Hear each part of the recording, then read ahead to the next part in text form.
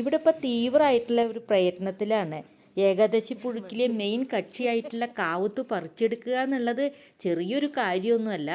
നല്ല ആഴത്തിൽ ഇറങ്ങിപ്പോകുന്ന ഒരു കിഴങ്ങാണത്. പക്ഷേ ഞങ്ങളിത് ഓടിൻ്റെ പൊട്ട് വച്ചിട്ട് അതിൻ്റെ മേലെയാണ് നട്ടത്. എന്നാലും നല്ല വരണ്ട മണ്ണാണ് ഇവിടെ ഉള്ളത്. അപ്പോൾ അത് കളച്ച് പുറത്തെടുക്കുക എന്നുള്ളത് നല്ല ബുദ്ധിമുട്ടുള്ള കാര്യമായിരുന്നു. പറിച്ചെടുത്തപ്പോഴോ വളരെ ചെറിയ ഒരു 1-2 കിഴങ്ങാണ് ഉണ്ടായിട്ടുണ്ടായിരുന്നുള്ളൂ. ഇതിന് ഞങ്ങളിവിടെ കാവുത്ത എന്നാണ് പറയുക. നിങ്ങളുടെ നാട്ടിൽ എന്താ പറയുക എന്നൊന്ന് കമൻറ്റ് ചെയ്യണേ. അപ്പോൾ നമ്മുടെ പുഴുക്ക് ഉണ്ടാക്കാൻ ആവശ്യമായിട്ടുള്ള കാവുത്ത് കിട്ടിയിട്ടുണ്ട്. എന്നാൽ വീഡിയോ ഇപ്പോൾ തന്നെ ഒന്ന് ലൈക്ക് ചെയ്തോളൂ, അല്ലെങ്കിൽ പിന്നെ നിങ്ങൾ ചിലപ്പോൾ മറന്നു പോവുള്ളൂ. ഈ സീസണിൽ കിട്ടുന്ന എല്ലാ കിഴങ്ങ് വർഗ്ഗങ്ങളും ഈ പുഴുക്ക് ഉണ്ടാക്കാൻ യൂസ് ചെയ്യാറുണ്ട്. കൂർക്ക, അതുപോലെ നാടൻ കിഴങ്ങ്, പിന്നെ കപ്പ, എല്ലാ സാധനങ്ങളും, എല്ലാ കിഴങ്ങുകളും ഇതിനെടുക്കാറുണ്ട്. പക്ഷെ ഞാനിവിടെ ചേമ്പും അതേപോലെ ചേനയും മാത്രമേ എടുത്തിട്ടുള്ളൂ. അതേ ഇവിടെ ഉള്ളൂ, അപ്പോൾ അത് രണ്ടും മാത്രമേ എടുത്തിട്ടുള്ളൂ.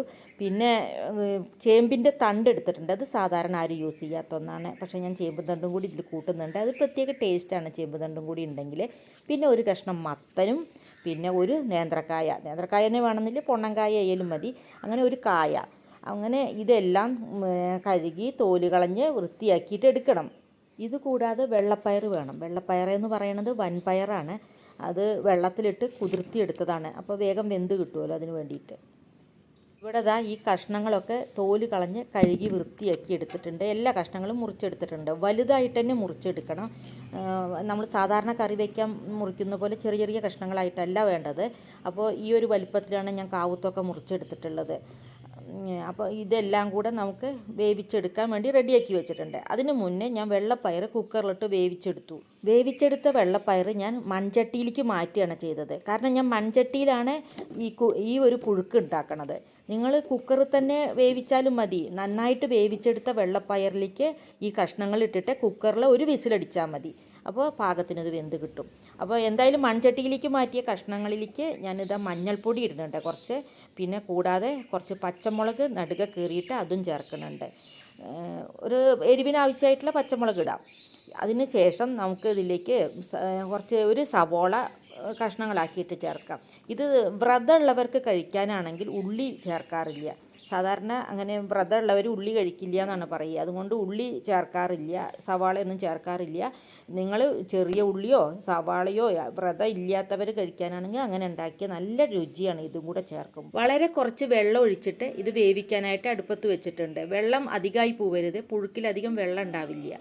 പിന്നെ നമുക്ക് വേണ്ടത് അരയ്ക്കാൻ വേണ്ട സാധനങ്ങളാണ്. അതിനൊരു 1/4 ഭാഗം നാളികേരം എടുത്തിട്ടുണ്ട്.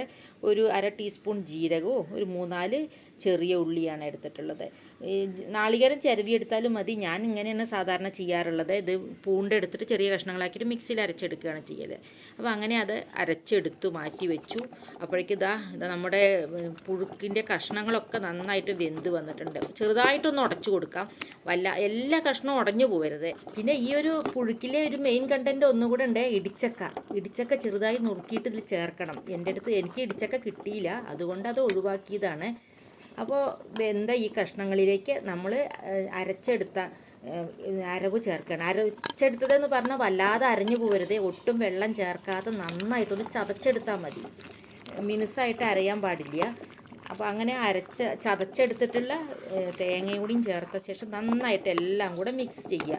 ഒന്ന് നന്നായി തിളച്ചാൽ അപ്പോൾ സ്റ്റൗ ഓഫാക്കണം. അതിന് മുന്നേ 2 തണ്ട് കറിവേപ്പില കൂടെ ചേർത്തിട്ട് അതിൻ്റെ മീതെ കുറച്ച് വെളിച്ചെണ്ണ കൂടെ ഒഴിക്കണം. പിന്നെ നമ്മുടെ പുഴുക്കിൻ്റെ കൂടുതൽ രുചിക്ക് വേണ്ടിയിട്ട് ചെറിയ ഉള്ളി വട്ടത്തിൽ അരിഞ്ഞിട്ട് വെളിച്ചെണ്ണയിൽ മൂപ്പിച്ച് വറുത്തിടുന്നത് നല്ലതാണ്. കുറച്ച് കറിവേപ്പിലയും ചേർക്കാം. ഇനി ചെറിയ ഉള്ളി ഇല്ലെങ്കിൽ സവാള ചോപ്പ് ചെയ്തിട്ട് വെളിച്ചെണ്ണയിൽ മൂപ്പിച്ച് വറുത്തിട്ടാലും മതി. അത് ഇതിൻ്റെ രുചി ഇരട്ടിയാക്കും. അപ്പോൾ എല്ലാവരും ഇതൊന്ന് ട്രൈ ചെയ്ത് നോക്കണം. എൻ്റെ ചാനൽ ഇതുവരെ സബ്സ്ക്രൈബ് ചെയ്തിട്ടില്ലെങ്കിൽ ഒന്ന് സബ്സ്ക്രൈബ് ചെയ്യണം. വീഡിയോനെ പറ്റിയിട്ടുള്ള അഭിപ്രായങ്ങൾ എന്തായാലും ഒന്ന് കമൻറ്റ് ചെയ്യണേ. ലൈക്ക് ചെയ്തിട്ടില്ലെങ്കിൽ ലൈക്ക് ചെയ്യുക കൂടി ചെയ്യുക. Thank you.